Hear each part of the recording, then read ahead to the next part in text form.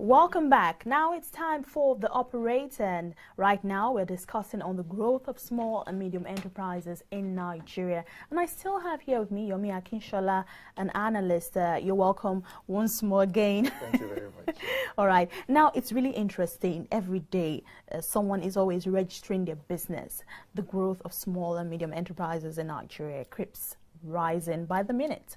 But the question is Nigeria truly a favorable place for a startup? Realistically speaking, it's not. It's not, because I'm an entrepreneur too. To a certain degree, I would just say an SMSE. And I'll tell you one of the challenges. When I knew I finally got serious in business was when I finally got an alternative to electricity generator. So when you do a production analysis, you discover that you spend more, but you are not likely to be able to increase add it in the price of your goods. So it means that your profit margin is reduced. So how do you move from that level of being an SMSE to a bigger company? So you can see that it's not easy. So, but having said that, I think the fight for survival is what make a lot of SMSE to spring up, one. Then two, the nature of the people called Nigerians. We are not, you don't put us down. Yeah. We are fighters, we are warriors. So any day, anytime you find us like, oh, there's no way here, we are going to make a way. So that's why we are strong. We are very, very strong. We are to get people. Yeah. So that's why when we get to quote and unquote better climes, you find Nigerians prospering.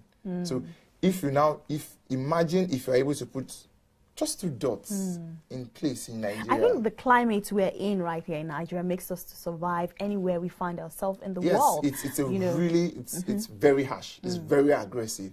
But it tells you that the nature of the Nigerian will fight and will adapt. So that's why you find SMSEs growing up and shooting up on a daily basis. It's not because it's really lucrative. It's not. Let's tell ourselves the basic truth. It's not. And the reasons are not far-fetched. Lack of infrastructure and the ambiguities and the cumbersomeness of the processes. Very true. It's not supposed to be stressful. Thank God that I think December, January, the federal government reduced the amount for you to register your business name to 5,000 naira. But yet it wasn't as simple as that. Are funds available to these SMSs? Can they really get funds to help move them to the next level? Are they incubating? We have very little incubating companies that can help these SMSs grow up. So how many banks really get these SMSs to mentor them, building their brands, growing up in this very harsh environment? Very few. So I think, again, the federal government should focus on making funds available, focus on making the processes in terms of access to funds, in terms of registering your companies. For instance, if I have an idea as regards maybe a local delicacy, how is it for me to get NAFDAC registration completed? These are the issues. If these things are very difficult, a lot of people will just give up and they'll stop. They'll turn back. So it's not an easy thing for SMSs. How many of these startups are in existence when you talk about maybe after 10 years of being in existence? Only a few. So if it was easy, by now you should find nothing less than maybe 1,000 Nigerian companies being in existence for 20 straight years. Exactly. How many companies? Maybe we should go check the database of CAC and check out how many companies were registered 10 years ago, and then go back and check in reality how many of them are still in existence. If it's not multiple taxes that is killing them, it could possibly be the cost that is attached to factors of production.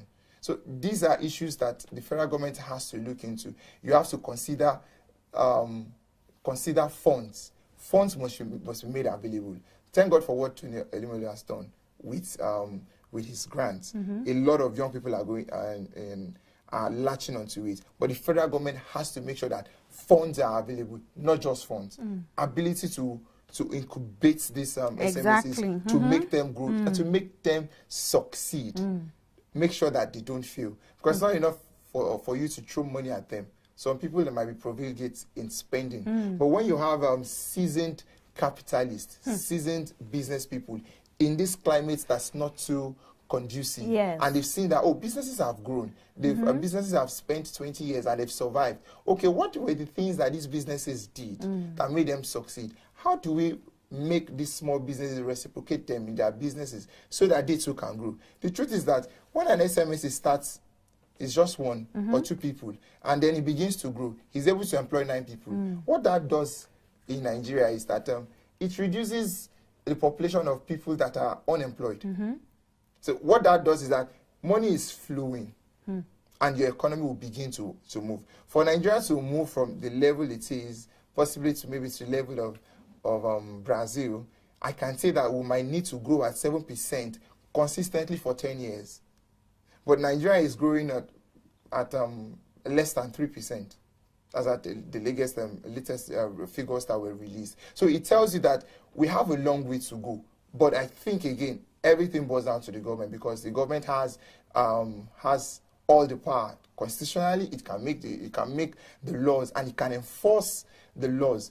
Why do foreigners come to Nigeria and they still not treat Nigerians as first-class citizens in Nigeria? These are the things that you have to look into.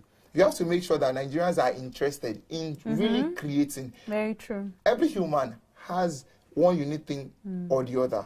Exactly. So you have to encourage us to be creators. You have to encourage us to always look out and say that, oh, to solve this problem, I'm interested in solving this problem. Not that I get to where I'm supposed to get it's not just about opening a business, but being a solution provider. No, it's not that. We have to look at it from the angle that problems are being solved. So when problems are being solved, maybe you have solved the basic problem. You cannot begin to look at it, so how do we simplify the process that was involved in solving this problem? Computer, we know, when it first came, was about double the size of the studio room. Today, your Android phone is a computer. In fact. But now, Yomi, let's just take a look at some of the challenges these SMEs are facing right here in Nigeria. I'm sure you've gone for some fairs and even the Food and Drink Festival that just happened last week. You know, it was massive. So many brands and companies, you know, that are into food and drinks. And, you know, it's quite impressive to see. I mean, when I was at the festival, I saw a woman that makes chocolates and sweets. You know, it's interesting, and the way she crafted it. There's another person that makes healthy popcorn. You know, different variety of things that are made here in Nigeria. Even packaged kilishi. There's the meat one, the chicken one. So many things, varieties, and all of that from here in Nigeria. You know, but they complain, you know, that running a business, starting up a business in Nigeria hasn't been easy, you know, for them. You know, and one of the major complaints, like we all know, is the power failure, the infrastructure we have here in Nigeria. And I think that's why a lot of business are really folding up. Yeah, folding up, and some of them are thriving really well in Ghana. You know, I remember the last time I was in Accra, I saw so many businesses there, and I was like, why don't we have this here in Nigeria? And the major thing is the issue of electricity, that we don't have constant electricity to power all of this. So I think it's something that the government needs to really look into. Yeah, but having said that, I think again creativity matters a lot. For crying out loud, Nigeria is a humid country, very hot. Why is solar not thriving? There are times we have a windstorm. Why is wind energy not being propelled? There's we have sea, we have ocean, we have the lagoon. Why are we not using these alternative sources to developing and to providing electricity? You see, that's for me. I don't even like quoting Nigeria's of mineral resources, massive by nature.